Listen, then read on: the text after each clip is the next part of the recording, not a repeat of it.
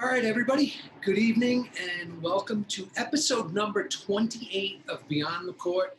I'm Sudsy, that's Ellie, and of course, Scotty Mac behind the scenes. Thank you so much for joining us. Ellie, what's up, buddy? Hey, buddy. Doing good. Had a good Sunday, good weekend. Interesting show we got coming up. Looking forward to it. Yeah, tonight's guests are, we have Geoff Peters. He's the director for the 36th annual KWM Gutterman Shamrock IRT event, which we all read. We just saw it's going to be canceled, or I'm sorry, postponed. I don't like to use the word cancellation. That event was in March. Sucks because I was looking forward to that one personally for sure, to getting there and getting back out on the court with Alex. But Geoff will definitely give us an update on that. That'll be brief. That'll be about 5 minutes. We're gonna hear what's going on there, and then we're gonna go to Vic Liebofsky. Vic Liebofsky, I believe I'm saying that right, Vic. He's the Beach Bash father and director. And if you haven't been down there to South Florida for that event, he's a staple in the outdoors. Ellie, I know you've done a ton of work with him. What are your thoughts on tonight's guests? Yeah, Vic's a great guy, just a good human being, very, very caring for the racquetball community, especially the outdoor community. He's more than just a director and player. He's a great player as well, but more than just a director in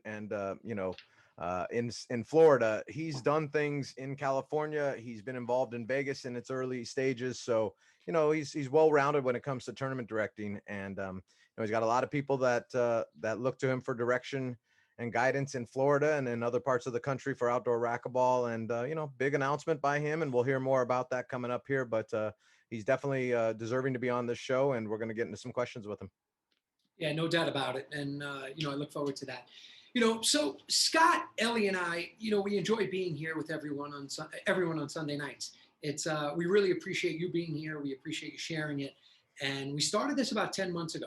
And we started when this pandemic kind of was right in the heat of things, and those lockdown orders, took place all across the globe. And our motivation was to truly bring to you, racquetball, to keep the energy up, to keep you engaged somehow, because the three of us, we weren't just going to let the sport go to the curb, right? Obviously, you couldn't get out on the courts. Scotty and I and Ellie, we worked together on those stay-home battles. And we said, well, we got to just keep this up. And how do we do it? And we thought that just keeping you informed and coming here on Sunday nights, was a good way to start. And of course, Ellie and I and Scotty get to hang out. We're always looking to maximize your experience, maximize the viewers, the listeners, the players, the fans, and everyone else that watches all the time. One change we made was we went from 9 p.m. Eastern to 8 p.m. Eastern. Another change that we're going to attempt tonight is we're going to try to shorten the show a little bit. Sometimes we could keep going. Ellie and I have known each other for many, many years, and we enjoy it. And a lot of the times we know the guests, and we could go on and on and on. So we're just always trying to tweak it. Scotty Mac, as the producer and the facilitator, he's always giving us the feedback, and we're working together to really make it the best we can for you, for the viewers, for the fans, the listeners, and of course the guests as well. And so we're going to try to shorten it a little bit. That's the only reason. If you see it's a little bit less time tonight, that's why we're working on that. But with that said, Scott, Ellie, Veronica, myself, we really do a lot of work on the show. We don't just Sunday night jump on and say, okay, let's go live. There's a lot of things that go on. And KWM, Keith Miner, thank you so much for your support. But, with that said, we want to hear from you. We like to hear from you. You can message, you can contact all three of us, all four of us, however you want. And we want to hear your feedback, because we really do appreciate your involvement as well. And it keeps us going, it keeps us motivated. It keeps us inspired. And right now, where the sport is at, and with our two guests tonight, with two more cancellations, as Scott touched on in the text earlier, we don't want it to be a downer, but it is a reality. And it's important that you hear all this info. We're happy to bring it to you, and we're going to continue to do that, the good, the bad, the ugly, and we hope you enjoy it. And with that, we will be back with our first guest, Geoff Peters, right after this quick little commercial.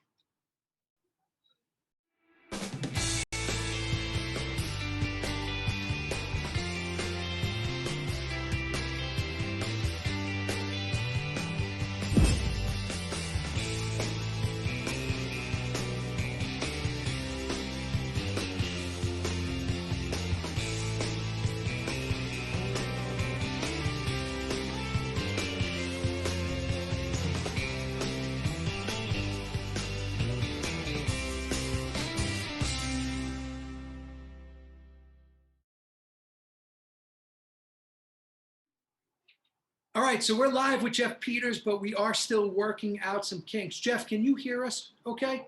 Yeah, I just had to come off of the actual watching the video. All right, beautiful. Watching. I like that. All right, good. Well, thank you for watching, Geoff. Geoff, thanks for being here. You know John Ellis, of course. Hi, For Geoff. many years. Yeah. Well, Geoff, we really appreciate you being here tonight. You know, unfortunately, I was just telling Ellie, sucks for not only the racquetball world, sucks for me because I couldn't wait to get back out there with Alex and play some doubles at your event. So tell us, you know, I could read what you wrote, but I'd rather everybody hear it from you. Well, actually, I'm going to take this as a real positive because we were able to be the last IRT tour event before everything shut down. As a matter of fact, things were starting to shut down right as the tour event started. We spent the entire week juggling matches because we had about 15 or 20 people who weren't comfortable coming in for the event who were in the amateur side. All the pros made it. We had a draw of about 40 pros and about 40 in the men's open. So for the 35th annual KWM Gutterman Shamrock Shootout, we had a great draw, about 185 players in total. We have only 8 courts, and of course the iconic glass court. And so the reality is what we're going to do is we're going to push it back 6 months. We've picked a date. We've locked it down. It's going to be September 9th through the 12th. So I want to take this as an upbeat moment, not a cancellation, merely a postponement, because we're not going to miss an edition of this. We're just going to hold it 6 months later and then come back with 37 the following year. So it's the 36th and a half annual KWM Gutterman. Thank you, Keith Miner and KWM Gutterman. Fall, in parentheses, Shamrock Shootout. We're going to offer men's pro singles and doubles. You know, I partner with Dan Jaskier, the Illinois State Racquetball Association, Cheryl Kirk, and others here in Illinois.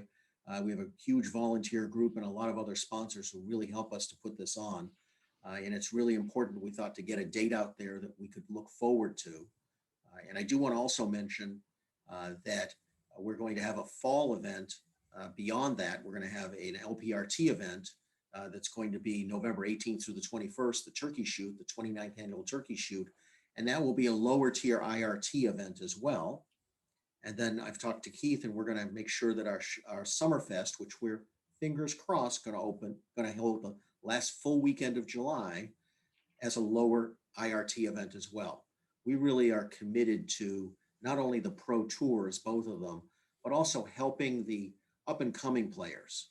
Our men's open has $2,200 worth of prize money in the Shamrock Shootout, $1,000 first place.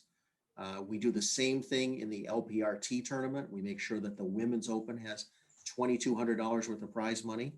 And we're hoping to beat those numbers this year. So we really want the players who may not win in the pro draw or may win one match in the pro draw to really come and consider playing the open event as well. It's not a $300 thing.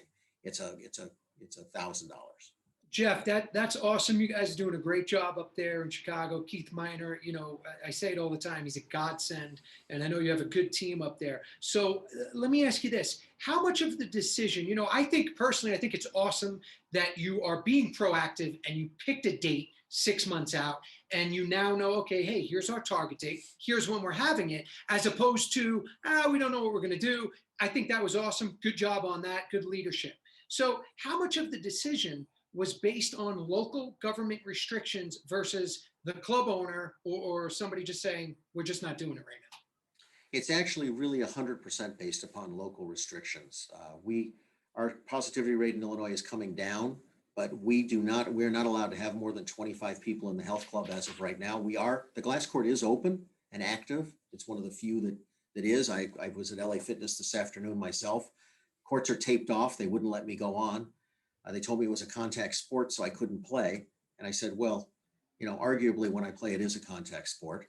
But Certainly if I go in there alone and drill, I don't consider it to be a contact sport. I don't think I'm going to hit anybody because I'm alone in an 800 square foot, and they still wouldn't let me do it. So a lot of the LA Fitnesses are still out in Illinois, but glass court has been open and active.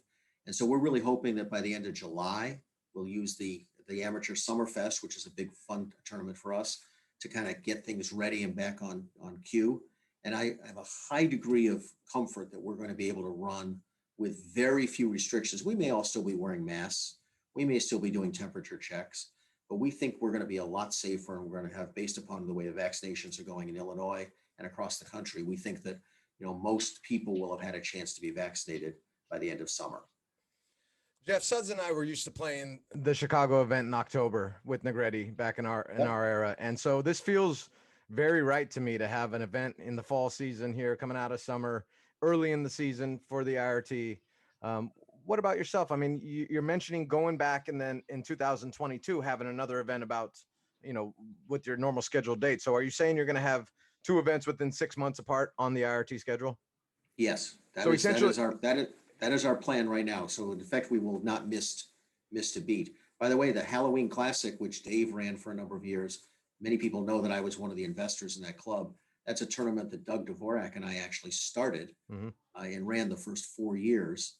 And then Dave, when he came on and took over the club as the club manager, continued and made that into a great and a fun event for everybody. What a great event. One of the best. That puts Chicago right, really an important city for both pro tours, having the women there in November and then having 2 stops within 1 calendar season for the IRT. That's pretty impressive, and well done on those plans. And, for me, it just feels right. I've always said this to Suds and a lot of others, that Chicago was my favorite stop out of all of them besides my home stop.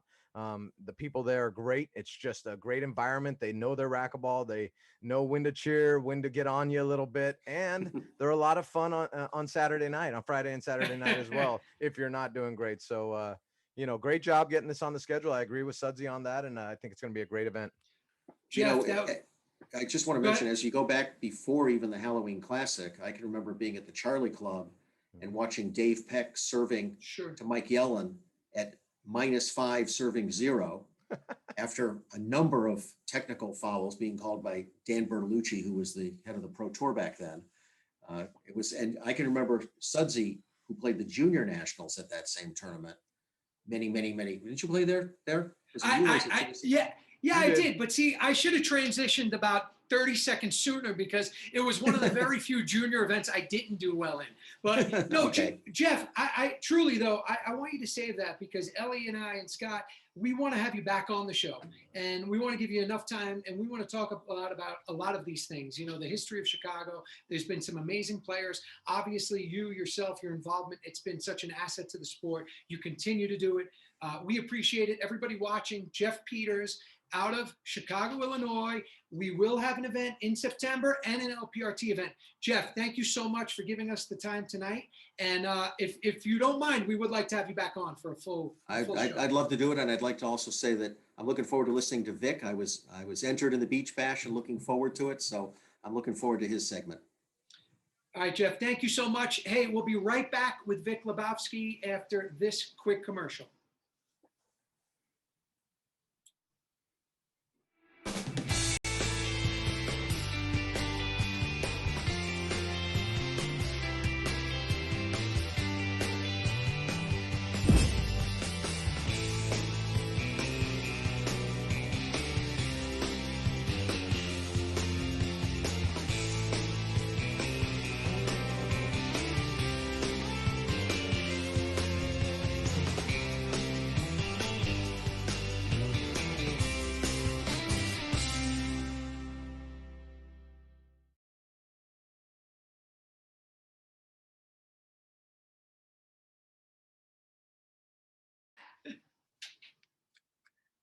All right, we are hot, and we are back with tonight's main and special guest, Vic Liebofsky. Vic, it is wonderful to see you. Ellie and I were both, really happy that you could be with us.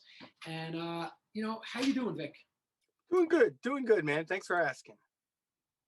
Yeah, well, we saw the statement, the Beach Bash. Everybody knows that we promote the show. We say we are Racquetball, and we say indoor and outdoor.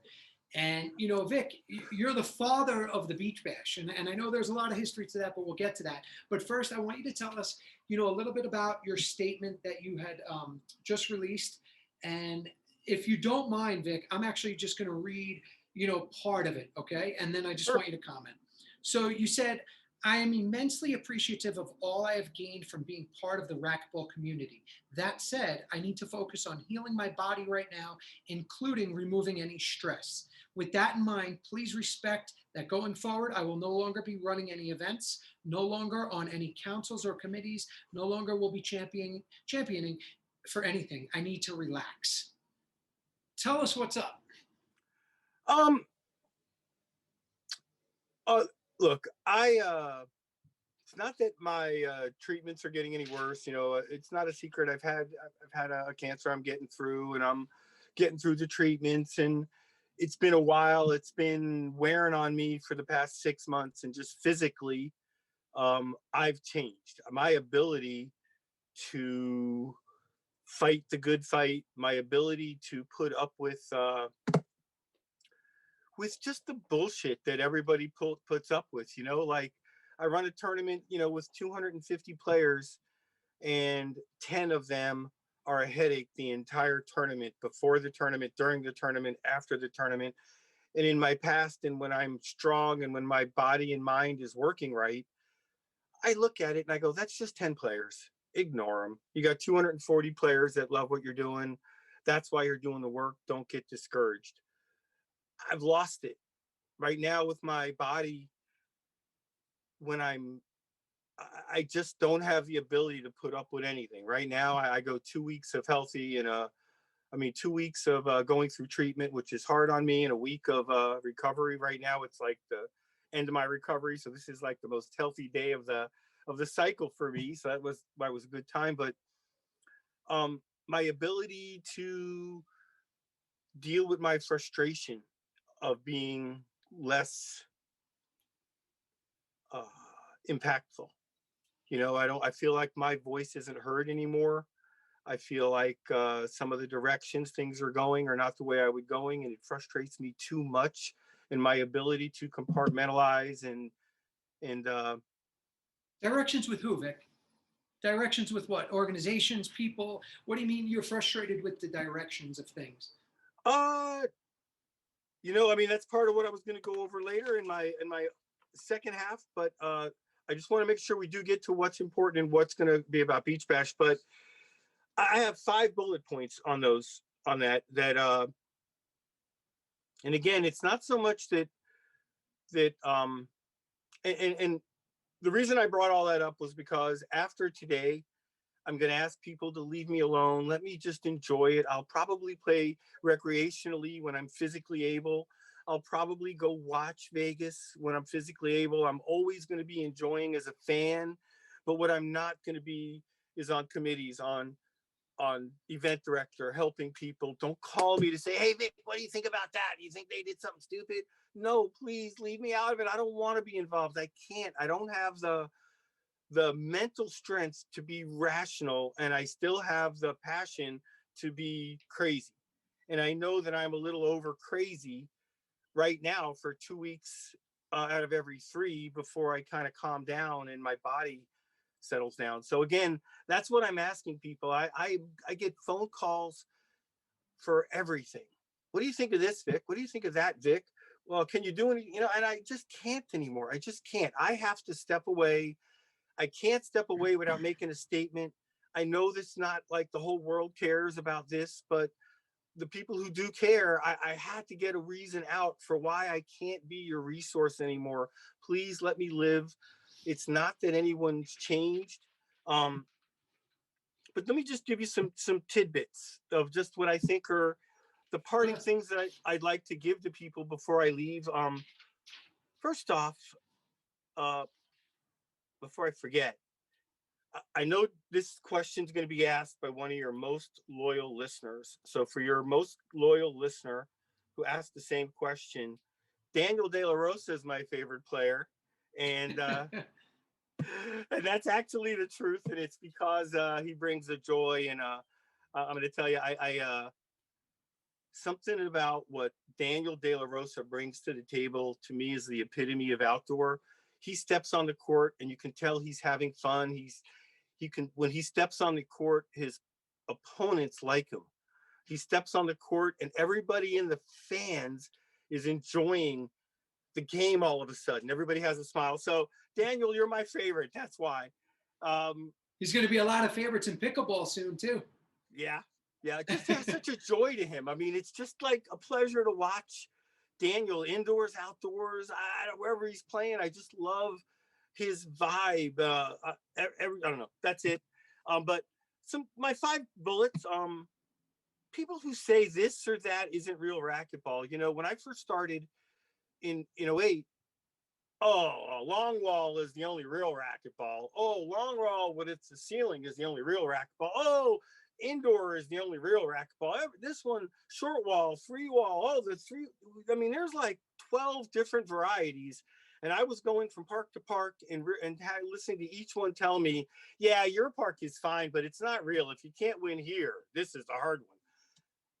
That changed. And now as outdoor community, we all realize that you're an outdoor player if you shut up and play each court and respect each court, and each one's different. No different than a tennis player plays different on grass or on whatever, or a golf course. Every golf course is different. Real racquetball players have come to know that it's all racquetball.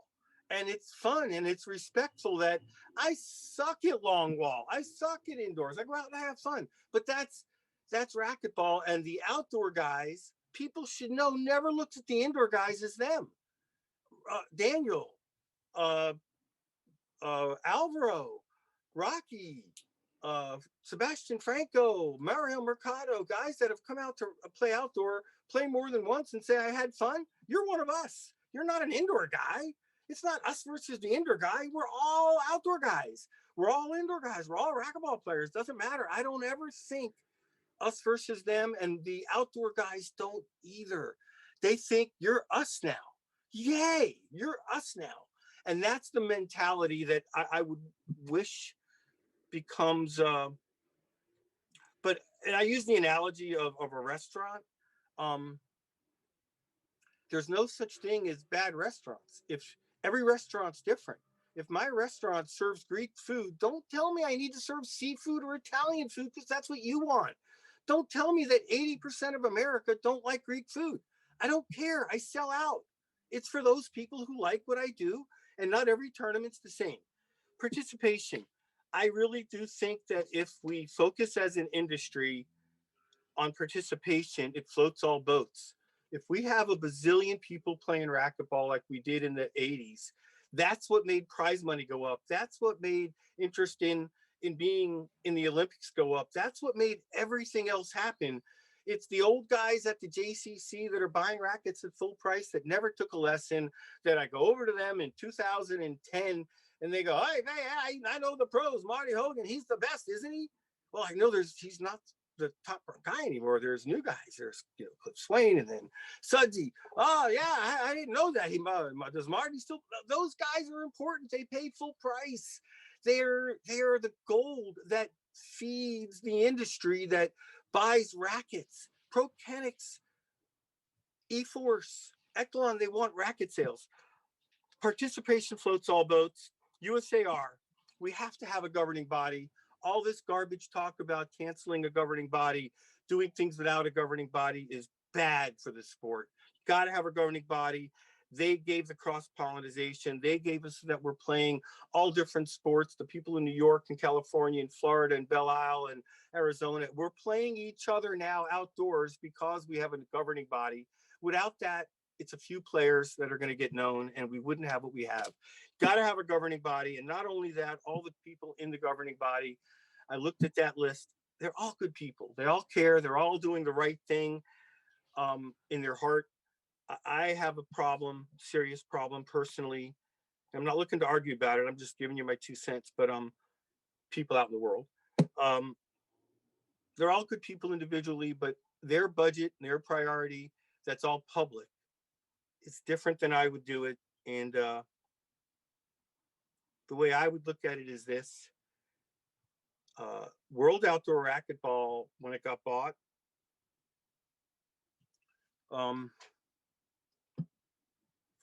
it's not a drip in the corner that at some point in time they can get to it.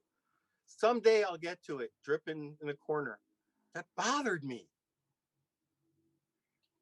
To me, World Outdoor Racquetball isn't a drip in the corner. It's one of your water mains gushing. And if you don't do something to it, even if it wasn't in your original budget, suddenly it's an important thing. And it's a giant water main that needs to be attended to. We need a web. Go ahead. Tell us about that though, Vic. You know, so then tell us, what has USAR done for WAR? Like, what support can you say? We'd like to drill down on some things, you know. Have they been supportive? What have they done for you? How have they been helpful or not? Have you spoken to anybody from USA Racquetball in regards to what you're saying now? Some of this I spoke in confidence with, and I've been on committees and councils. And the kind of things that I've pushed for is that there should be some money for outdoor, especially now, because you know, it's not like it's the solution, but where we do have outdoor, the problem of a dwindling community and getting more and more money out of the smaller and smaller pool of people who play racquetball is bad. Trying to turn that corner is outdoor. Outdoor is free. In the 3 largest communities, it's free. I really had hoped that there would be some budget to get the website going again, to get the information, to get just anything. But you're losing me, because so what support? They own WAR, right? What support does USA Racquetball, or what do they do to help outdoor racquetball, or help your cause, or help the cause of outdoor racquetball? Things that I had suggested didn't get done, and I got frustrated. Things that I think should have got done, like there's been zero help. I guess the help has been that we need to find our own budget, and that's that. And that's you know, it's not like this is a secret conversation, but I just I think there should have been some budget instead of zero. And zero is a huge number.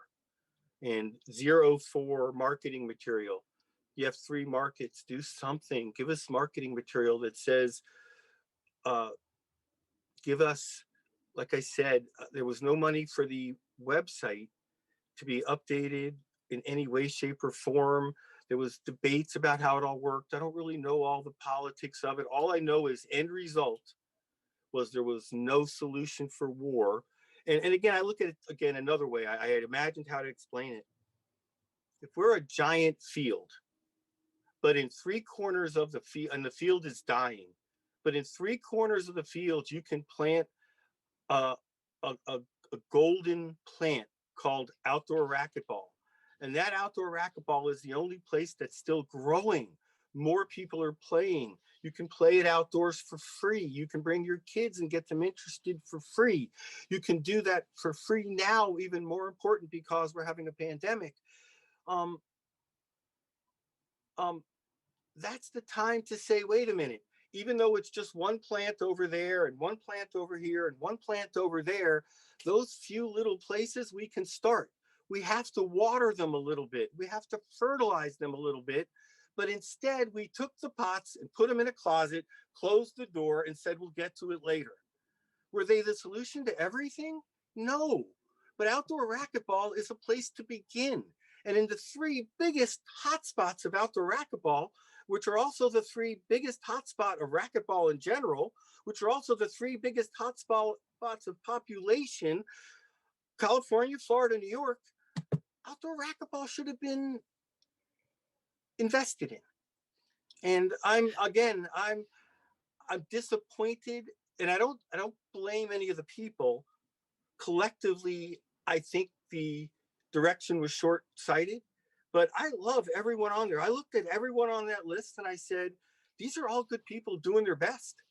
There's no one individual that I could say I have a problem with, but the end result was collectively, as an organization, they're missing the point about what racquetball is. It's part of the solution, not something to be put off. And I cannot tell you how strongly I feel. Vic, let two me say more something things. real quick because I know Sure. You have your points that you want to make, and I want to hear them all first before I start diving into my questions. As you probably know, I get ready with some questions, and having a little bit of a background of hosting outdoor events as well with my 2 years at the War Championships in Huntington Beach. You know, you took it over after from me, and we were working together on that in those 2 years. So we have connections like that. But I want to give you, I want to let you know that I want you to finish your points here, because then we can dive in after. I agree on some because questions.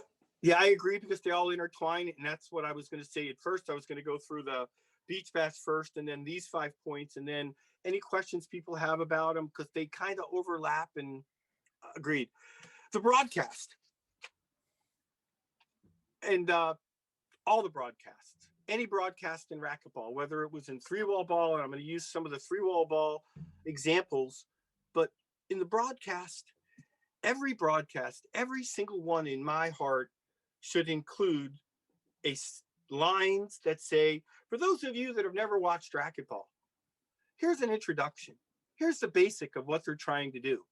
And by the way, for those of you recreational players, you might not know, because I'm going to be honest, John, I still have no clue about indoor racquetball strategy, what to do. I was on the court, honestly, with me and Tim Hansen against Ruben Gonzalez and oh my God, Rick Farron. I mean, 3 guys that are pro level and a guy that doesn't even know how to play. And I'm Rick. I mean, I'm asking, in the middle of the game, and again, this is how inexperienced I am. This is like 3 years ago. I played plenty of recreational, but nobody ever taught me how to play. I never took a lesson. I've only played for fun. I got insulted a little while ago that, oh, you're only a B player. I wish I was a B player. I'm a C player indoors. I play for fun. But we need to be coached, taught. What am I missing? Oh, you're not supposed to hit. Here's what's going on the court. If you're a newbie player, you might not really appreciate how hard that is. Strategy, what's going on the court. There's an assumption that everybody always knows. And I'm going to give some examples only because it's something that I watched from beginning to end. Examples that were left out that need to be part of strategy. What's going on in Vegas? Daniel moved up against Kane and Ben after Kane got away with 2 or 3 drive serves. He moved up. It put pressure on both Kane and Ben. Both of them had to go away from him. Alvaro no longer had to play backhand and forehand and guess. He played forehand only, and the 2 of them played keep away from Daniel by him making that strategic move. It left Kane with nothing left to play with except try to overpower him with my drive serve anyway. After 2 drive serves with Daniel in the back, he moved up, everything changed. Unforced errors, 5-0. No comment about what the difference was in the game. They played a close match. The difference was 5 unforced errors because they weren't outdoor guys. They didn't do their homework. They didn't try to think about how they were going to play together. But Alvaro and Daniel were a well-oiled machine. They played together. They played like they knew what they were doing, and they respected that they had to change their game to be outdoor. They were outdoor guys. By the way, Alvaro's the best outdoor guy of all time, and he's a true outdoor guy. If you play like an indoor guy, that's a big statement. That's a big statement right there. We'll get back to that one. We'll get back to that one later. But to me, he's a true outdoor guy. I don't disagree. Daniel and Alvaro kicked mine and Alex's ass. So, and I'm going to tell you part of what the reasoning was. You are, in my opinion, a totally gifted indoor player. But if you only play indoor style against guys that have the same gifts as you, that understand outdoor style, suddenly they're defending a quarter of the court. You're in the back of the court, and if all you're shooting is pinch and low down the line, I know I can step to the ball and get it. I know I can I can just play that front corner of the court. I can get down the line and pinch, where if you hit that same shot chest high down the line, I'm just beat. But on my point is, these are all things that Daniel and Alvaro have in the toolbox that they're able to use that an indoor guy that hasn't done his homework wouldn't. Alvaro has a crazy outdoor IQ. He has the ability to change and make adjustments like no one I've ever seen in any form of the sport, in paddleball, in one wall, with whatever I see Alvaro try to do. He can be smarter than the other side and make adjustments. That's what I see. Also, the whole thing in Vegas, all the calls, whichever one, zero background on any of the outdoor peeps. It was an opportunity for, like Freddie said, my last three things that are part of pros arguing is a bad look that needs to get better. That's just my idea. Too much arguing with refs. Too many players think they should get a free ride in the sport. It's killing the sport. Everybody thinks they should get something free to play. And event directors, promoters cannot do every stinking thing. That, I will tell you, has just killed me. I just can't take it anymore. I want to scream when I look at people taking apart Mike Coulter after what he went through. How dare they? Poor guys. Event directors are struggling enough to put together a good schedule, do the draw, run on time. And now I got to be an expert at raising money. I got to figure out how to monetize racquetball. It's up to me to figure out how to make racquetball make money. Stop it already. Stop making it my fault as an event director that racquetball's having issues. Oh, the event director can solve everything. You should pay Kane $1 million. How? Where? Where does that come from? I don't know. If I knew how to do that, I would do that. But it's a different skill set to manage a staff, to run an event and get a bunch of people excited to play than to go out and get sponsors. It's a different skill set. I can't do both. I'm not good enough. I give up. Somebody else show me how to do that. So those were the frustrations that I had at the end that I wanted to share before I tell everybody to leave me alone. I just can't take the stress anymore. But I do want to, answer any questions about that and talk about Beach Bash going forward as well. Let me start, Suds, because, first, I have a main question to start with, but before I get there, I want to say, as somebody, as a friend of yours, we all care about you and your health and your fight with cancer. And we hope that you get through that with as much health as possible in store for a lot of years to come. So that's the first thing that we're thinking about, Vic. Second thing, as a tournament director and one who's hosted the same tournament that you have in Huntington Beach, not our city, not our area, right? Outside, coming inside to the SoCal outdoor world. And, there's some personalities down there as well. Yeah. Both great, good, and bad, so I feel for you as a tournament director. And I start to think about something Stuart Scott said in his emotional speech at the ESPYs there, that, it's okay to stop fighting and let others fight for you is what the message was. And that's what I'm hearing with you. And so on that note, and there's so many areas to go, and we'll try to get to as much of this as possible. But, on that note, who takes over the fight for you in Florida? Who takes over leading the outdoor players, leading the surge, having events? Who's going to step up? Who have you groomed in Florida to step up and take on those roles now that you need this time to sit back and not be bothered with racquetball and play on your terms and be a fan on your terms and all of that? Who's your next? In general, I mean, I've been disconnected from anything official with Florida racquetball for a while, and there's been a great group of guys that are doing things. Rob Maharis is the Florida State Director right now. Marcos Gravier doesn't have a title, but for all intents and purposes, he's assistant. He's the right-hand man and helps with everything. He was my assistant director in Vegas the year that I ran Vegas. And they're both super involved, and I've really handed off the ball to them. Neither of them are interested in taking over the Beach Bash event. That's a whole different story, and we can talk about that and the reasons in that conversation. But the Beach Bash is a very hard event to run as a Beach Bash. You have to have such a thick skin. The relentlessness of that 10 or 15 people is, it's too much. What are the type of complaints that drive you crazy from those 10 to 15 people? Like, what specifically comes to mind? Rules are posted, and even though rules are posted, they want to argue about them. Right. I mean, that's like they argue about how stupid the rule is. I mean, I'm going to give some props to Cliff Swain. Cliff Swain shows up at a court and says, "What are the rules?" He never argues about that's a stupid rule or not a stupid rule. He might argue about you're blind or the ball was out, it wasn't in. Not that's the stupidest rule ever. It's just whatever the rules are, let's play. But I had a guy, a referee, not a ref, a pro, wanted to get in a fight with me last year. This is a perfect example of why. Before the event, before the match, I explain how line judges are going to work. I explain how appeals are going to work. I explain all that in great detail. He's not listening.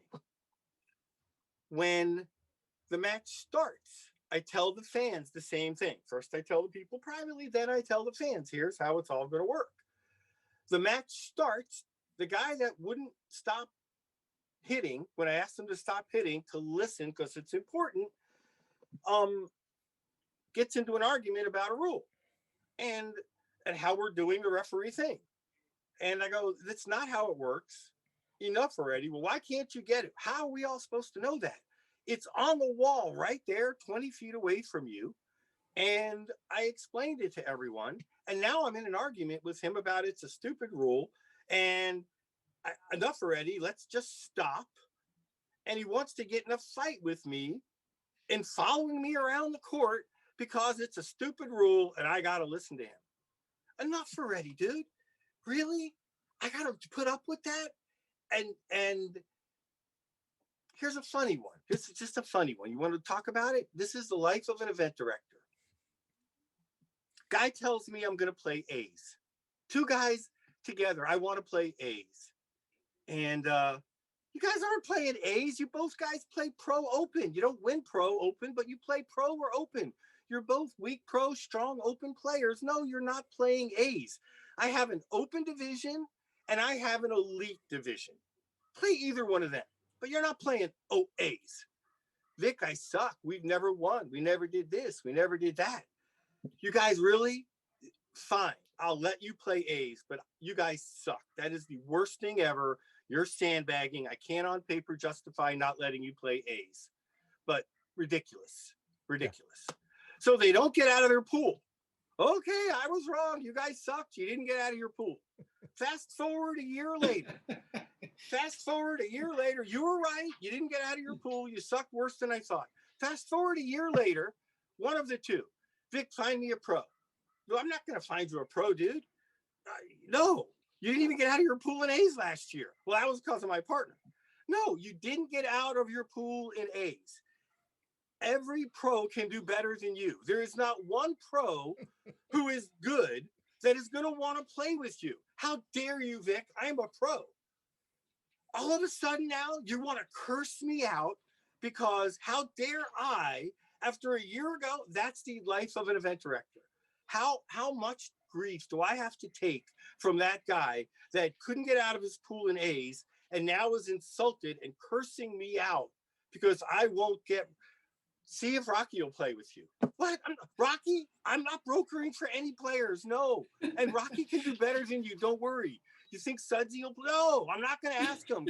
Can you call him? No, I'm not going to do that. All of them can do better than you. How dare you, Vic? You know, fuck you. Sorry. I think that guy actually called me. I get a lot of those random, hey, can you play in this event? I'm like, can you call Vic? I'm busy. Ask Vic. Vic might be able to get you somebody.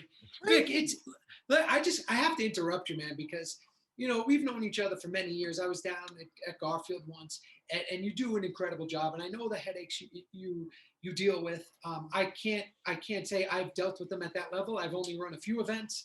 You and Ellie, between the two of you, I know the amount of tournaments you run. The first thing is that, you know, tournament directors, what you guys do is such a key huge part of our sport. And I make it my business that every event I go to, I walk up to that director and say thank you. And something that pissed me off, and you could relate to, because Vic, your passion and energy is just jumping out of the screen. I love it. So keep it up. And no, it's thank you for that. But in Atlanta, Robert Lyons and Chad Bailey, they told me, they were like, you were the only one that said thank you to us. And for all of you out there, everybody that plays events, whether you have gone to Vic's or you go to Ellie's or any other event, go up to the tournament director and just say thank you. Because Vic, that's just 2 stories of, I know, 200 that you probably have, or 2,000 over the years. And, you guys do so much, and you ladies, thank you so much to all of you tournament directors. But Vic, this is great. I could just keep listening to you. I mean, even my wife texts me, like, Vic sounds great. Let him keep going. Well, I support all tournament directors and guys like you. You brought up Chad Bailey, perfect example. We get burned out. I watched Florida destroy that poor guy, and he was a giving, honest, hardworking guy, chipping in his own money to prize money, chipping in his own money to these events, and simultaneously being accused of ripping things off. I mean, I'm sitting here like with Beach Bash example. Beach Bash is $40 first event. That's less than most shootouts around the country. $40 first event for amateurs, 30 for second, 30 for last. I could charge $100 a player for 3 events, $70, $40, $40, and I would be the same as the World Championships in Vegas. That would add $12,500 to the pool. But I don't. Why do I need to do that?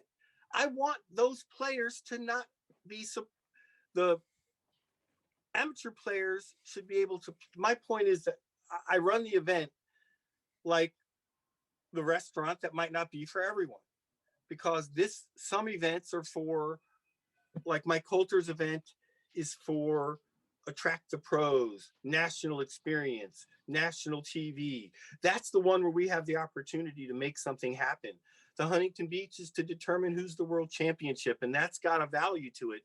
My event is about all the players having a great time, and the money that gets collected comes in first. Make sure the player experience for every single player is good first, and afterwards is prize money. My highest priority from day one was to raise people who've never played in a tournament before, raise people that never would play in a tournament, add the 120 division, expand the B division as a barometer of I'm doing good, because I know when I've got a full B division and I've got 3/4 of the tournament there that aren't sponsored, that pay for their gear, eForce, ProKennex, all the racket companies are very happy. I mean, that's what makes things good. But my point is that Beach Bash is special in that way. I lost my thought, and I'm sorry. It's okay. Let's move on. For me, the 2 years that I ran Huntington Beach were both very strenuous. The second year was successful financially for myself, for Steve Cook, for a couple other individuals that were involved on the main tournament directing side. And when I say that, I'm only talking like I made maybe a little over $3,000 on the event myself for the time put in prior to, the hundreds of hours put in prior to, and then the ridiculous schedule we kept the second year that I hosted it, where we had consolations. And I'm, Hank's my boy, but I'm blaming Hank for that one, that he had to have consolations. I was there till 3 a.m, Steve, and having my whole staff there till 3 a.m, 3 nights in a row. By Sunday, I was done. I shut off completely, walking around trying to find refs. I couldn't find any refs.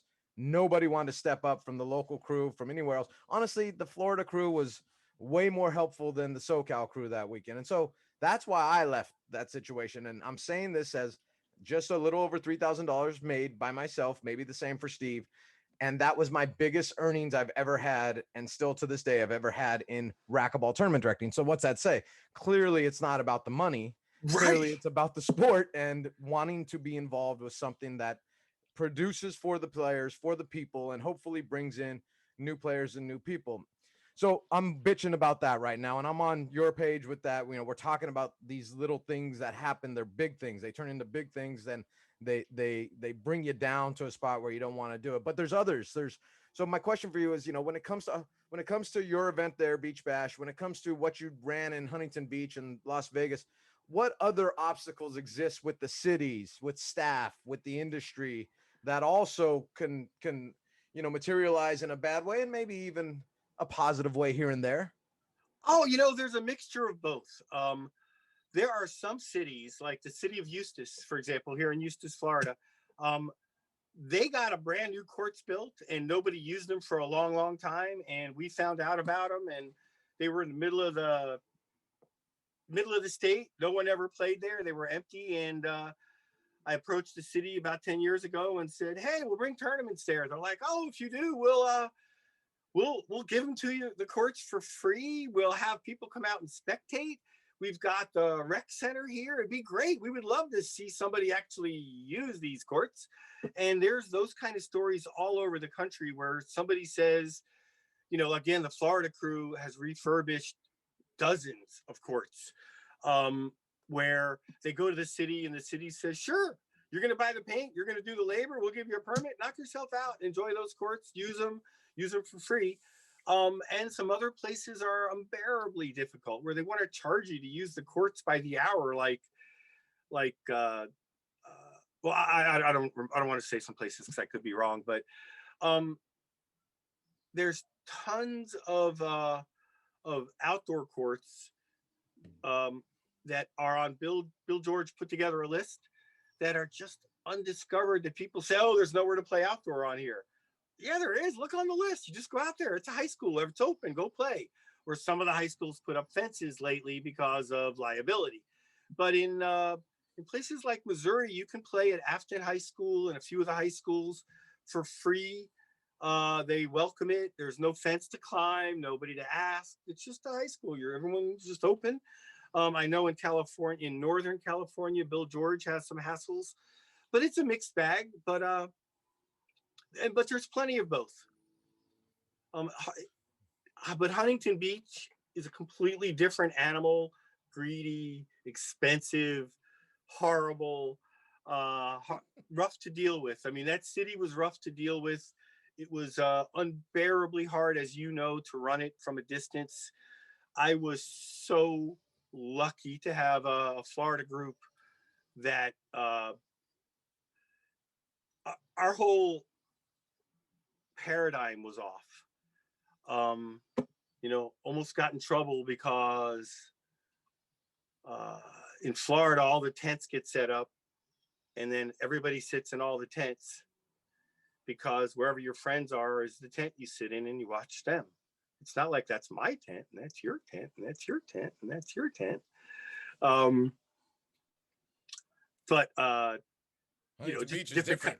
Huntington Beach is more like that, though. Well, it's kind of two funny stories, because one of the Florida guys was sitting in somebody else's tent, not knowing that you're not supposed to be in someone else's tent. And, somebody told him to move and he wouldn't. Without naming names of who it was, my wife was sitting in a tent behind our match. And somebody came over, and this was broiling hot. And I'm playing Bobby Horn.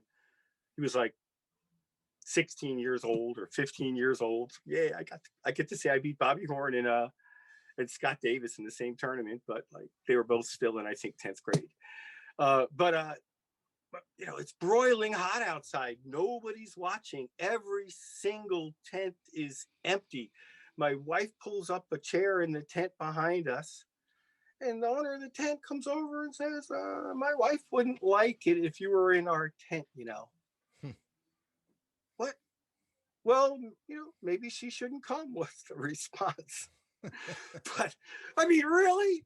But I'm just saying that's kind of a paradigm. Like, we didn't even think that was wrong. Nobody knew you're not supposed to.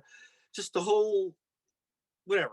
Enough said. But I mean, those are the kind of things where, and your experience is the example. We burn out event directors too many. That needs to happen. It's hard to just stop hearing the complaining all the time. Vic, what what if there was a governing body, or if USA Racquetball did what maybe they should be doing, or anybody for that matter, as an event director, how long have you been doing the Beach Bash? How long did you do it? 12 years. Okay, so in Been, those, what could they do to help you, or motivate, or inspire you, or to, make your job in life easier? well, I am fortunate with the Beach Bash event itself that I don't really need more promotion. I cannot take on more players. My waiting list, I could easily schedule 400 to 500 players if I had the room. If I put my foot on the metal and said, let's market, I could easily have 400 to 500 players. Unfortunately, a year in advance, I'm sold out, for 21, which we had to cancel. I was sold out 5 or 6 months in advance for 20 after 19. So that's not really what I would be looking for, would be using Beach Bash as a leapfrog for expanding outdoor in general. And for, because I don't look at myself as the event director of Beach Bash. That's just one of the things that I would do officially. Besides that, two of the other people that are the hardest working people in racquetball, people like Daryl Key and Michelle Key, I just want to make it as clear as can be. Those two people are gold, and we need 1,000 more people who are givers like the two of them working hard. But I lost my thought. I'm sorry. It's I'm okay. sorry.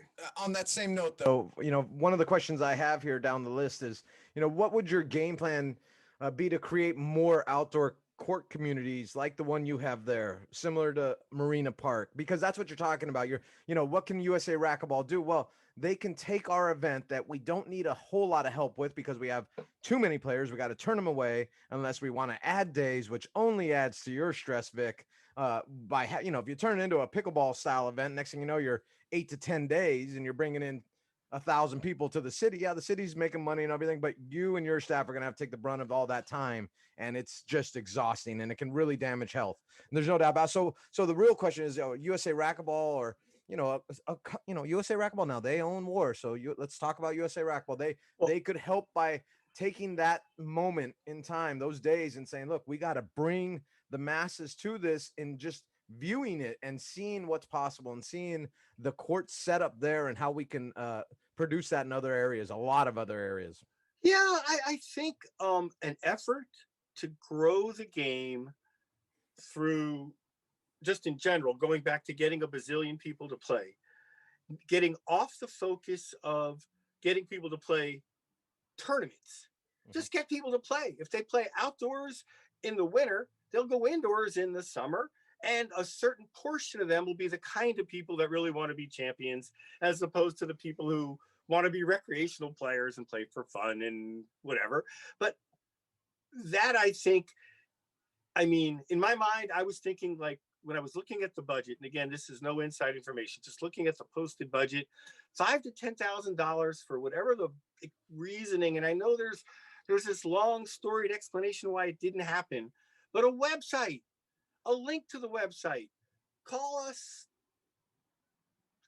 That's the silliest thing, but make us part of it. Make war events promoted as part of a USA Racquetball. It's not a different event from USA Racquetball. It's part of USA Racquetball. It's in the family of USA Racquetball. Give them some marketing material. I actually lobbied for something simple. How much could it cost to have everybody buy maybe just the 5 hotbeds or 6 hotbeds, buy pop-up tents from the same place, and then make them all go out and have USA Racquetball get custom-made covers for the pop tent, so they all match, that say World Outdoor Racquetball, USA Racquetball Event Desk. So it looks like an event. How much could that cost? Little things. Get the website going and promoted. Do something at WAR. At Vegas. We really should have had WAR. It's part of USAR. Here's an interview with WOR outdoor Hall of Famer, Martha McDonald. We'd love to hear her insights about this. That event I expected to be a celebration of why everybody loves war. I expected the kinds of questions stepping off the court to be, so Kane, how much fun did you have playing racquetball outdoors? Because that's what it's about. Nobody plays outdoor racquetball because it's a business decision. Maybe one event a year is going to be a business decision, Mike Coulter and three-wall ball, and that's the kind of an event. The rest of outdoor racquetball is about playing. It's about courts full of people. Promote that. Find ways to get that to happen. Find ways.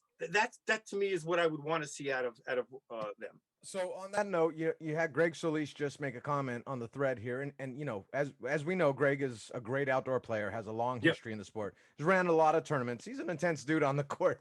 Not always easiest on the tournament director. But I love Greg. I mean, yeah, Greg I do and too. I look at things different, and I love Greg. But like I said, I didn't know what he said. But well, let me read it to you because it's fallen in line on the same thing. And my question was, you know, how do we create these outdoor courts in other areas? Now, some of them exist, and he says, all the high schools and parks that have courts need to be refurbished and kept up by somebody. USAR, WAR, those are the same. They're together. The city, whoever. You know, it's easy to say that, and I agree with him, but that's the direction I think USA Racquetball needs to get behind is we have courts that exist that are in horrible shape across this country that are 50, 60 years old now, literally. Handball courts originally turned in racquetball courts as well, and they're in bad shape. My city has 8 to 10 parks with courts in them that are unplayable, literally unplayable. We've had 2 refurbished in the last 2 years, and those 2 courts are doing okay. They weren't refurbished at a high level, but they're playable now. And that's sad, right? But there can be builds. There's money in parks and recs departments in every city, and it takes somebody who can get into those ears and say, this is why you want to do it. There's so many reasons for that. And it's important.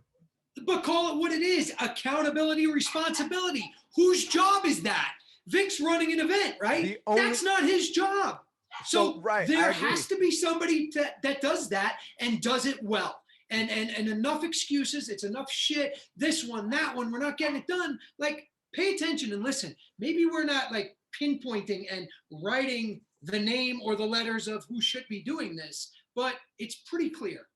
Well, let me say something on that though, because, you know, you and I have talked to Connor. We like Connor. We like at USA Racquetball, newer staff member. Maybe that's where it falls in line with his position there. Maybe not. And there's plenty of people out there who probably don't appreciate Nick Irvine now, who had a position. But all I know is this about my friend Nick, and I'll always be friends with Nick, whether I agree with him on how he goes about certain things or not, because I don't always agree with him, and he knows that. But he was getting into the parks and recs departments in cities that were entertaining the concept of racquetball, and he was doing a good job of it. That's why we had a junior nationals in Des Moines, Iowa, and it was completely supported by the city, the Parks and Recs Department of Iowa. I can't remember exactly what their slogan was, but it was all over the club, and you knew that you were at a Des Moines, Iowa event in conjunction with USA Racquetball for the junior nationals. And I think that's something that needs to be a major emphasis, because we need to get these courts refurbished across the country. Yes, the hotspots, Vic, California, Florida, New York, maybe Texas can start to build on that with their weather there, Arizona, you know, and a lot of other, it does, you know, you can have rain. Rain's going to stop things from happening. Sure. But that's the reality. Yep. And possibly in some of those places that need it, there's a combination of, like, we're so fortunate here in Florida that Rob Maharis, A, is a workaholic, and B, is the best handyman with all the right tools. So I'm not surprised by that.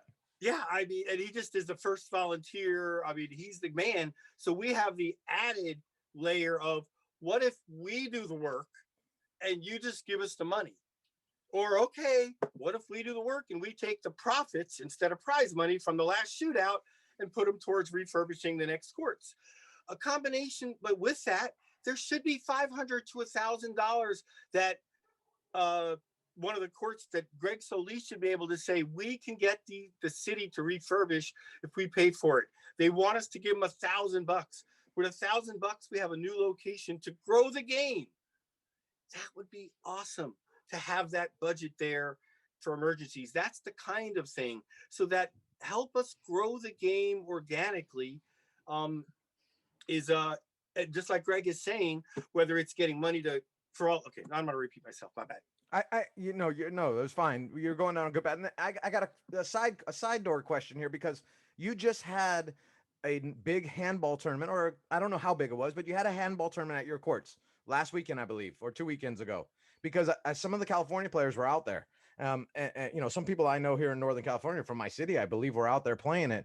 And I'm going, whoa, okay, that event's happening. And then, you know, your announcement comes, and when we understand the health issues behind the announcement. So it's, you know, we get it and everything, but no, the health issue wasn't the issue, because if the event was going to happen as scheduled, I would have thought through it. That was the point. And I've been battling through it, and I committed to everyone. I'm bummed. I had committed, even if I didn't attend, I committed that we were going to have it. Not that I could keep trying to drag it on past, but here's the deal with the handball tournament. Number one, they started at 2:00 in the afternoon. The cops and the local police didn't notice them. They played only on 2 of the back courts, none of the front courts, which are the ones where all of the locals would have demanded they got off of. They did not have a permit. Had they been busted running the event, everyone would have been sent home. wow. The risk of them running a one-day event starting at 2 in the afternoon, running till 9 or 10 at night with nobody else wanting the courts is low, even though I would never have done it and had the risk of those people. I can't have people come when I personally look. I know Tyrone Gordon really, really well. I've been working with the city forever. I know the mayor. I know the previous mayor, the city commissioner for the city of Hollywood. The vice mayor of the city of Hollywood right now owns the restaurant where we hold the Beach Bash. I know her for 35 years, 15 years before she was even the owner of that restaurant. You know, I mean, and she's the vice mayor now. I know everybody on the city commission. I'm on the board of directors at the Hollywood Chamber of Commerce for 30 years. I'm connected. The city said we're not running any events in March, period. If you guys run an event, we're going to shut you down for all 4 days. Don't do it. Don't get busted. We cannot run that risk. And not only that, if the city says everyone wears a mask and everybody does all that stupid shit they did in Vegas, ignoring it, deciding it wasn't important, the city of Hollywood does not play. They shut down 2 other handball tournaments in the middle of the tournament for screwing up and running tournaments without events. They go out there and see people without masks, maybe after a warning, they're going to say, nope, you're shut down. But again, I spoke to Tyrone Gordon. Vic, there is 0 chance we're lifting the ban for March. There is 0 chance we're adding anyone to April, because April already had a full menu. And if we do open up April, all of them would be ahead of you. And there's 0 chance that's going to happen. You're out, Vic. And then you start getting into May, June, July. May, June, July becomes you're in the way of, number one, it's too hot. One of the things that makes Beach Bash is come down here, thaw out, get out of the cold, come to Florida. May, June, July, we would have people falling out. You couldn't run a 4-day tournament. Brutal. May, June, brutal. It's hotter than Vegas at 100 degrees. We would not have refs, because every ref would say, I need to get out of the heat. We wouldn't have spectators. Players wouldn't make it 4 days. No, and I would not compete with Huntington Beach. That's the other one. I'm not going to make people decide which to go to. No. And then after that, it's Vegas. So it's now 2022. That's why we couldn't, but that's, I'm sorry, I got off track, but I think that was all. Vic, you're doing great. Believe me, this is a fantastic show, and it's unfortunate because this is going to be the first show that we're actually, we're cutting down the time. We're trying to, Ellie and I and Scotty Mac are always trying to just make things better. But Ellie, this might be another Vic part 2 coming. Vic, I know you're saying you're going, but we're not going to let you go. We might be all over you to get back out here. But before we start to transition into ending the show, I know this is important to you too, and we touched on this before we went live. tell us some of the people that have played and been instrumental in making sure the Beach Bash has happened the way it has happened over the last. No doubt about it. Scott Hirsch is the godfather of all events on Hollywood Beach. His dad ran events.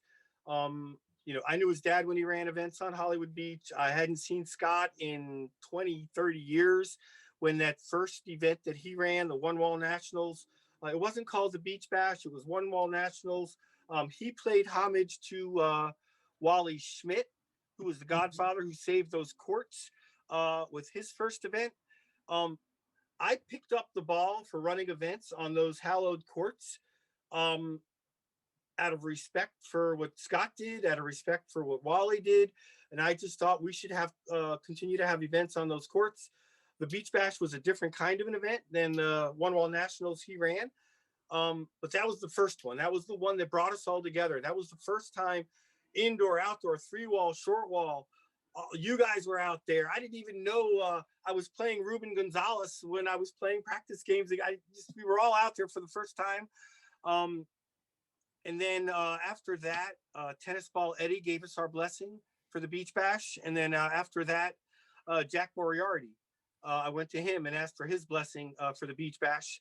And to be clear, anyone can go ahead and take over and run it. I have no rights to the name of Beach Bash. If somebody decided next week to run a Beach Bash, legally they can. That would be very disappointing. That would be very disappointing. Let me just say that. I know what you mean. If someone was going to pick up the Beach Bash, I'm going to ask they run it like a Beach Bash and run the qualities that make it a Beach Bash. Don't just use my name. All those guys gave me their blessing. It was an unofficial blessing. I have no legal right, but it's not a Beach Bash if you don't honor it. Keep the price low. Let the players pay $44. I was raising it to $45 for a national event. Don't raise it to put money in your pocket. Make it so that it's for the players. To make the Beach Bash just like any other restaurant. Don't change it because people don't like what's on the menu. You got a full house. Respect the fact the full house like what's on the menu.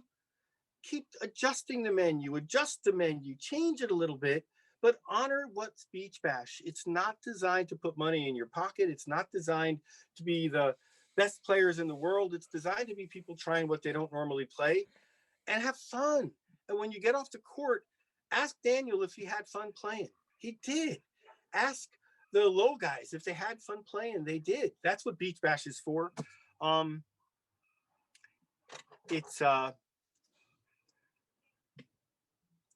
yeah, we're not going to change the menu. Beach Bash, whoever runs it, it's going to need to be somebody local or close to local. I'm pretty sure the staff will continue to stay on.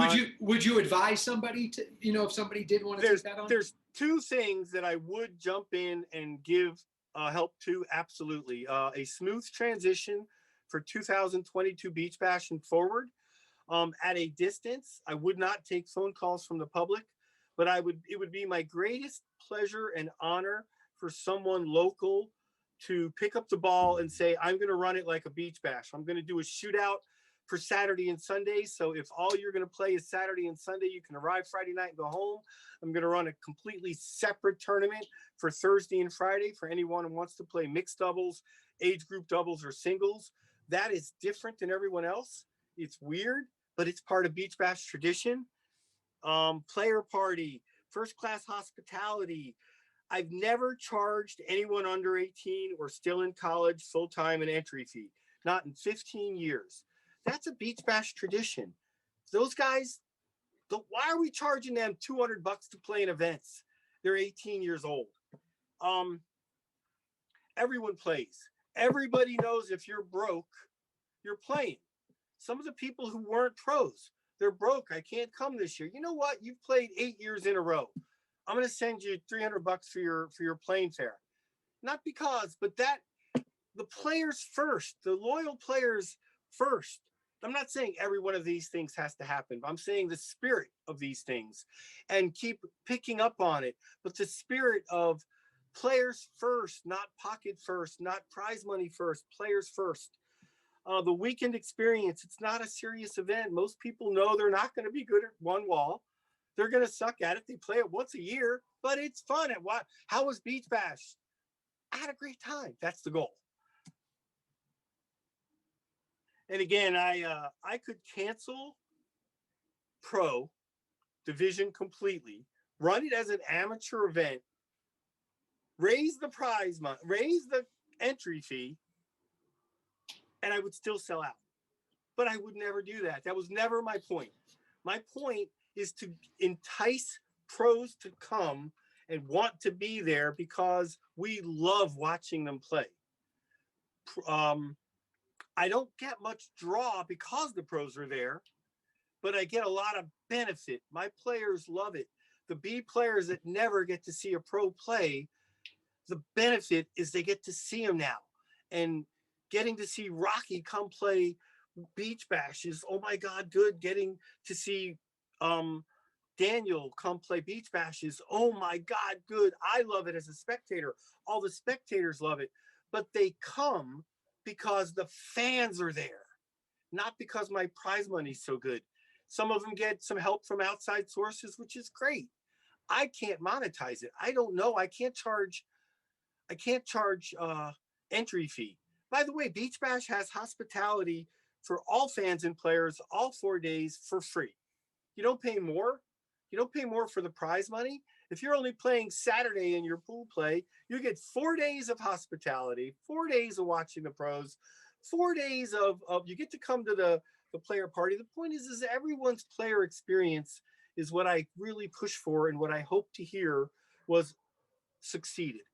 You know, and part of that is I loved watching the pros come play. Thank you for making it possible for them to come. And I make it possible by telling a lot of the sponsors who come to me, Vic, I want to sponsor your tournament. I don't need more money. It doesn't make more pros come. Pick a pro. Pick someone you like. Talk to them. Help one of the guys bring some of the pros here. Don't tell me about it. I don't want to get involved. I don't want to be a broker. I don't want to be it. But it benefits the tournament. Any sponsor who's come to me that says, what does it take to be a sponsor? How do I be a gold sponsor? Well, a gold sponsor is give me anywhere between $250 and $500 of value. I don't care if it's value to me, if it's cash to me, or if you want to sponsor the player party. If you want to buy 3 rounds of beers for everybody at the player party, whatever it is, give me value. You want to buy the food? Great. So Friday night food at the tournament is on you. Sponsored by $250 to $500. Don't give me money. Give me player value. That has been the case since day one. I have 2 paid sponsorships that I'm not going to get into the economics of, but they're way less than everyone thought. My deal with Splathead is the deal to the penny of what's on their website. There's no secret. Look on Splathead's website. Here's the deal we offer to everyone who runs events. That's the event Beach Bash gets.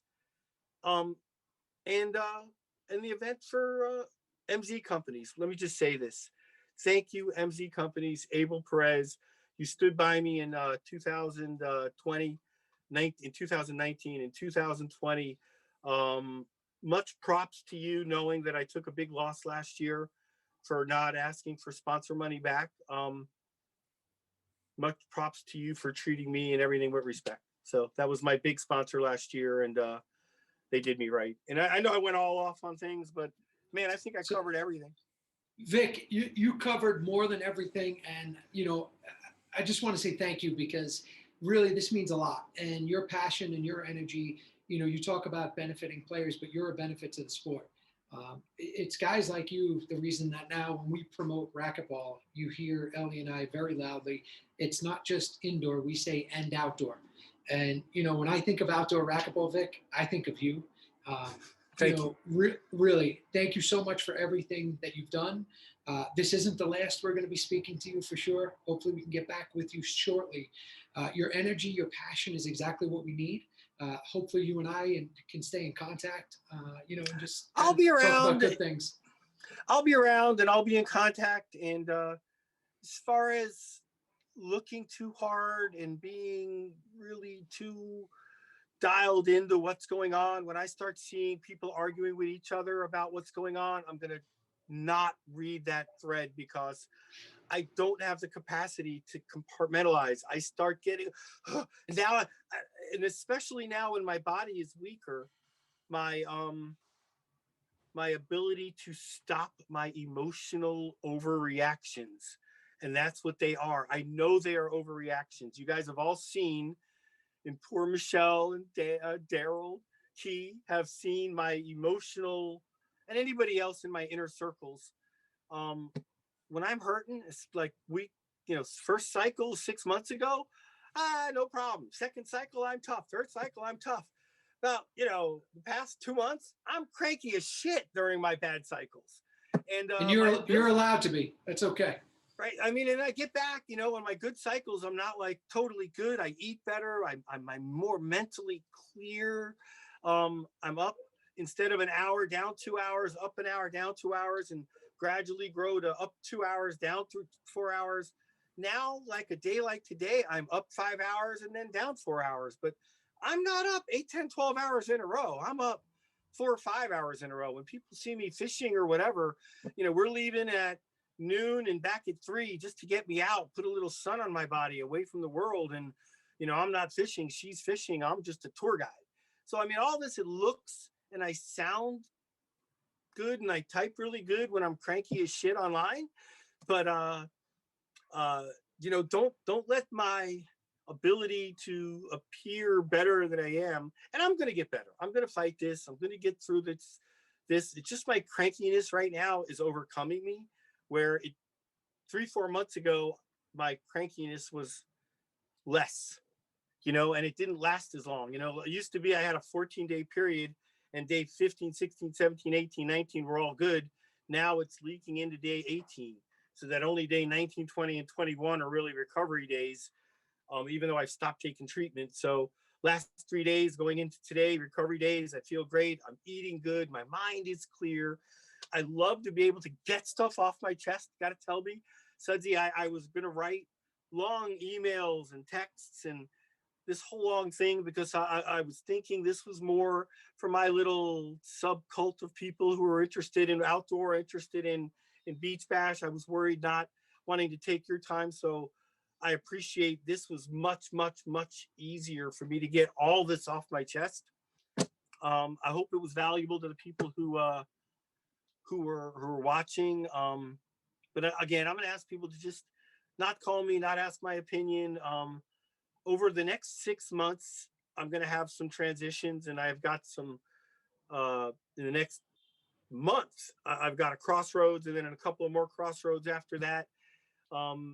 If and when I get more emotionally better and stronger and physically get some, I'm down to 144 pounds now.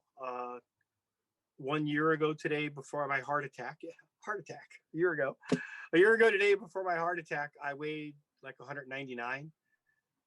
So I got to get all of that better and stronger and feeling good about me and all of that. When I get all that better, maybe I'll end up jumping back in, but that's not my intention right now. My intention is to enjoy playing recreationally for fun, and not being mad at the refs and just relaxing. I gotta relax. I gotta stop being so stressful because I don't know how to not be stressed when I get on racquetball. Vic, you have the right to do whatever you want. You have a whole sport that's behind you right now. You're going to kick its ass. You're going to keep fighting. And all the shit you've had to dealing with us racquetball players, indoor and outdoor, are going to get you through this cancer. And you're going to be better than ever at some point. There's no doubt about it. So, stay positive, stay strong. Ellie and I definitely are going to look forward to having you back here soon. And let's stay in touch. All right, Vic? Thank you, man. Thank you, guys. Thank Ellie, you. Appreciate you too, sir. Thank you guys both. Good to see your face, Vic. Good to hear your voice too, buddy. Thanks. Thank you, Vic. We'll talk soon. Thanks. Bye-bye. Ellie, man, I mean, the passion and energy coming out of Vic there was just a lot.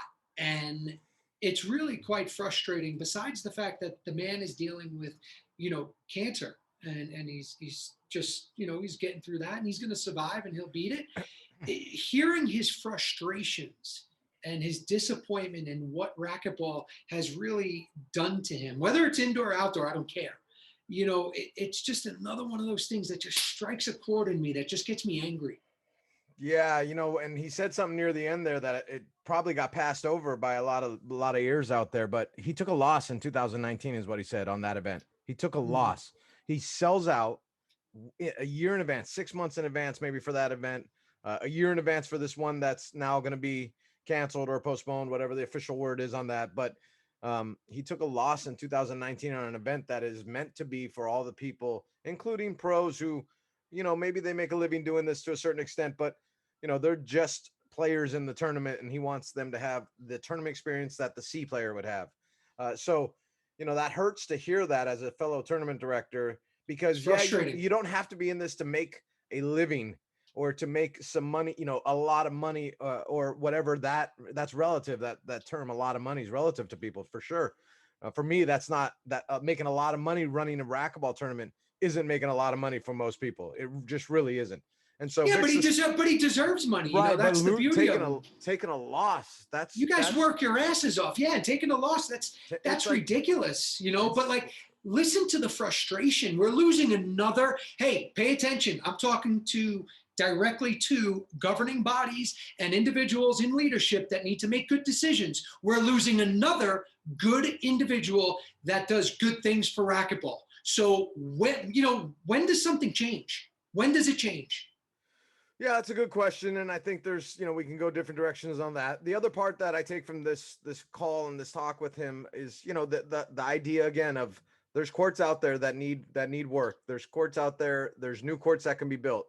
That's where USA Racquetball has to get involved and really, pay attention to this and just proactively get involved in our country here to get more people playing on outdoor racquetball courts during the portions of the year that they can, and even in between those days that it's raining and bad weather. We're trying to do it out here in California. We have a long ways to go in my own hometown of Stockton. We have, like I said, we have about 10 parks that need to have their courts refurbished. It's not easy to just get that done, but you got to plug away on it. And I won't get into the depth of that, but that's for everybody out there. Look at your city, find the courts that are not doing too well in your city or neighboring city, and try to get into your parks and recs and figure out how we can get some money spent on refurbishing these courts for racquetball players and for handball players. I asked about handball because we're kind of in this together now. These are the courts that we both use. Handball players and racquetball players, there's no time to be arguing with each other and fighting at all. You got to come together because we use the same court, and that's powerful to have that connection to each other. So, that's the other thing that I take from this. And I'm also just worried about my buddy here, Vic, and our friend, and we want to make sure that he's around for the long haul, because it can get you quick if you're not ready to do everything you can to fight. And man, sometimes the fight is the hardest part, and you have to give up on that and let others take over for that fight. And that's tough to do, Sudsy, as you can imagine, right? And you've seen with other friends that have had cancer. So, I just wish the best for him in that way. Yeah, no doubt about it. And Greg Lorenz, Big Daddy, he made a comment earlier in the chat, and I agree. Maybe it's time we all fight together. And, we can't expect the help we may need, or we can't expect others to do what we need to do. So why don't we go out there and, just like Ellie and I are doing what we can here, and Scotty Mack, just do what you can. And hopefully at some point, maybe we will just be revived. There'll be more energy. There'll be more eyes on the sport. And do what you can. I'll do what I can. Ellie will do what he can. And maybe that's the way we have to go, and keep fighting. And even if it's just individually. Let me say this too. We're talking. I'm thinking about USA Racquetball and what they can do to help. With the staff that they have now, with anybody that comes in new. Like I don't know how to get my hands on the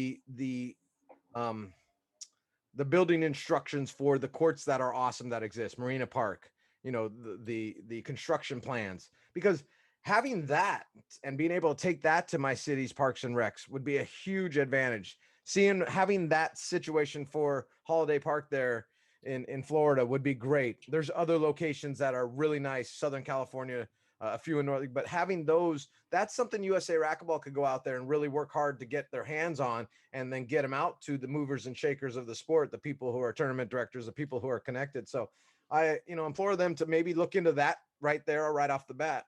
And again, my buddy Nick Irvine, although he gets crazy sometimes, and maybe we'll have him on the show one of these days to tell his story of USA Racquetball. He gets a little loose sometimes with how he goes about the emotional side of it on Facebook and whatever else. But he was making strides in these parks and recs in connection to the city tourism bureaus, which, you know, hey, cities out there will love racquetball if we bring people in to play events, you know, people that may just be playing on a daily basis and decide to play an event, or the diehards like we are that are going to play events if it's worth it and sounds exciting, and spending money in those cities, hotel rooms, restaurants, you know, spending money like tourists do. And so that's important as well. And he was making some headways in that, and that doesn't get talked about enough. So you know, that'd be an interesting call one of these days as well with someone like that. But man, this was a good call. We have a lot of people that were on the call. It's starting to drop a little now, which is kind of our sign that maybe it's time, huh, Seth? Hey, you know what, everybody? Thank you so much for being here. As we always say, and we've been saying, you know, once this pandemic started, we are Racquetball, indoor and outdoor. So all of you just indoor, or like Vic said, we are now all one of us, right? Let's do this together. If you're an indoor player, you know, look out, see what's out there as far as the outdoors concerned. There are high schools. I know my high school in New York, we had those, you know, we had handball, one wall courts and everything, but there was always, the fences were always cut so we can get in there. But it would be great to work together. We're always here for each other. You can message us. I get a lot of requests. I get a lot of questions about things that can be done. So keep it coming. You know, Ellie, Scotty Mack, and myself, we appreciate it. This is Beyond the Court. We will definitely see you next weekend, next Sunday night, 8 o'clock Eastern. I'm sorry, no, next week is the Super Bowl. We're doing it Saturday. So look for the time and the announcement. We're not going to interrupt anybody's Super Bowl. Vic Liebofsky, thank you so much. We appreciate you. We are all praying for you and wishing you nothing but the best of health. And like Ellie said, let's stick around for a long time, all right? And just remember, not yet. So we'll see everybody soon. Thanks again. Have a great night.